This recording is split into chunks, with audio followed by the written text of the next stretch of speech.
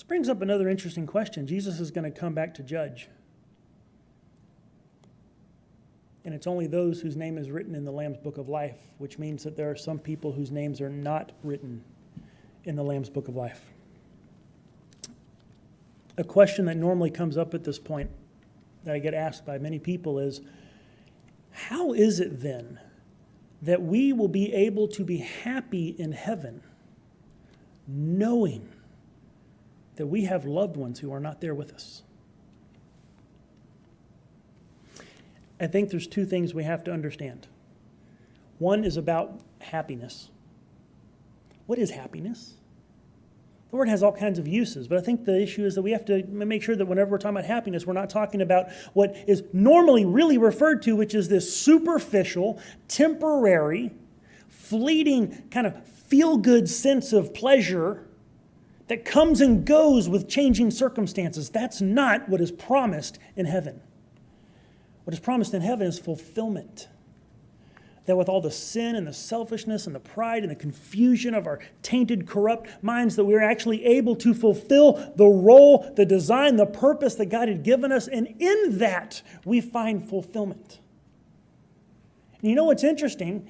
You don't have to go to heaven to figure this out. Not everything that makes you happy will fulfill you, and not everything that fulfills you necessarily makes you happy.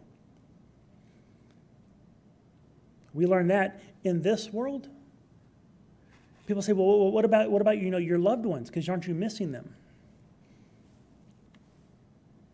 If you have a loved one in this world who by their own action, by their own choosing, by their own means have put themselves into hardship, into difficulty, into suffering, does that hinder you from finding fulfillment in your life?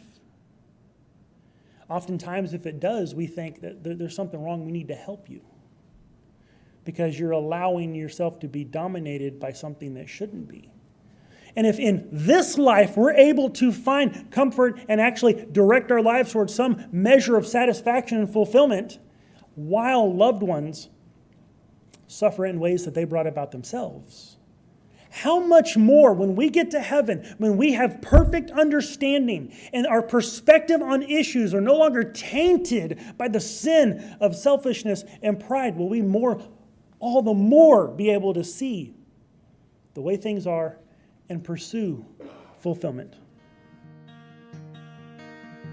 Lord, though I feel the darkness come, I will not fear. You've ransomed me with blood.